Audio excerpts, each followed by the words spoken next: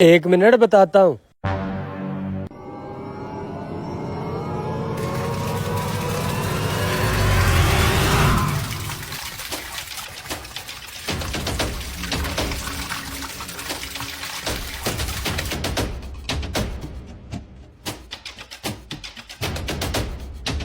हो गई टैंकी फुल। चलो भाई, हो गई फुल। भाई अजीब बंदे हो। नोजल टैंकी में डालकर खुद फोन में मसरूफ हो गए हो। अगर टैंकी फुल होने के बाद सारा फ्यूल नीचे गिर जाता तो उसका जिम्मेदार कौन था? भाई मैं बेवकूफ नहीं हूँ, मेरा 7 साल का तजर्बा है। और ये मशीन हमारी ऑटोमेटिक है। जैसे ही टैंकी फुल होनी थी, नोजल ऑटोमेटिकली बंद हो जानी थी। चाहे फोन पे मैं 1 घंटा भी बात कर लेता। अच्छा, मुझे नहीं पता था ये मशीन ऑटोमेटिक है। नया दौर है। अच्छा, कितने पैसे हो गए? आपका टोटल हो गया 7 हजार। 7,000? भाई मेरी मोटरसाइकिल में फ्यूल ही 10 लीटर डलता है, 7,000 कैसे हो गया? हाँ यार, टैंकी तो आपकी सच में 10 लीटर है। इस हिसाब से तो आपका 2500 बनना चाहिए। 7 हजार कैसे बन गया? हाँ, यही तो मैं कह रहा हूँ कि 2500 बनना चाहिए।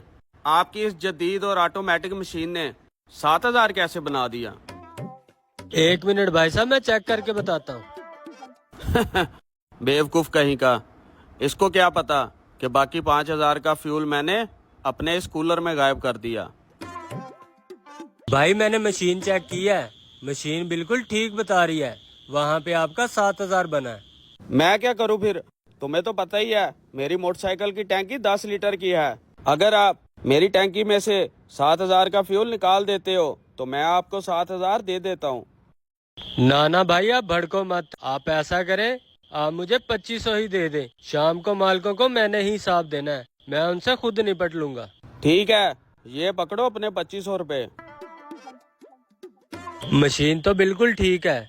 मशीन से 7 हजार का पेट्रोल निकला भी है। और उसकी मोटरसाइकिल की टैंकी तो 2500 में फुल होती है। ऊपर वाला 4500 किधर गया? मालिकों को कैसे हिसाब दूंगा शाम को? मुझे पहले ही पता था तुमसे ये काम नहीं होगा। पकड़ा गया ना? अबे तुझे किसने कह दिया मैं पकड़ा गया? तो फिर इतनी देर क्यों लगा दी? टेक्निकल काम करने के लिए थोड़ा सा टाइम तो लगता ही है। उसका माइंड वॉश करने में थोड़ा सा टाइम लग गया। ये देख, पूरे 4500 का फ्यूल है इस कूलर में और 2500 का मेरी बाइक की टैंकी में। वाह, मान गए तुझे। ठीक है, मैं इस कूलर में से सारा फ्यूल निकालता हूँ। आज तो अच्छी दिहाड़ी लग गई। लेकिन यार, ये हमने अच्छा नहीं किया। नहीं नहीं, ऐसा नहीं सोचते। अगर घोड़ा घास से दोस्ती लगा लेगा तो खाएगा क्या? वो बात तो ठीक है, लेकिन वो भी मजदूर आदमी था। अब जो हमने 4500 का उसको चूना लगाया है, वो शाम को अपने मालिकों को हिसाब कैसे देगा? दिमाग पे ज्यादा जोर ना दे। अपना तो फायदा हो गया ना। चलता हूँ। यार इसकी बातें ना ही मानो। मैं जाता हूँ उस पंप पे और उस मजदूर को बकाया पैसे देकर आता हूँ। भाई आप फिर आ गए। मैंने आपसे माजरत की तो है कि हमारी मशीन में गड़बड़ थी। मेरी शिकायत मालिकों को ना कर देना। नहीं नहीं भाई, ऐसी बात नहीं है। गड़बड़ आपकी मशीन में नहीं, मेरी नीयत में थी। क्या मतलब? मतलब ये कि जब आप हिसाब करते वक्त फोन पे मसरूफ थे, मैंने आपकी नोजल उठा के अपने आगे रखे हुए कूलर में डाल ली थी और 4500 का जो इजाफी फ्यूल था वो मेरे कूलर में चला गया था। ये जो आपने काम किया है, दिल तो करता है इस बात की आपको सजा दूं, लेकिन इस बात की खुशी भी है कि आपको अपनी गलती का एहसास हुआ है और आप वापस आ गए।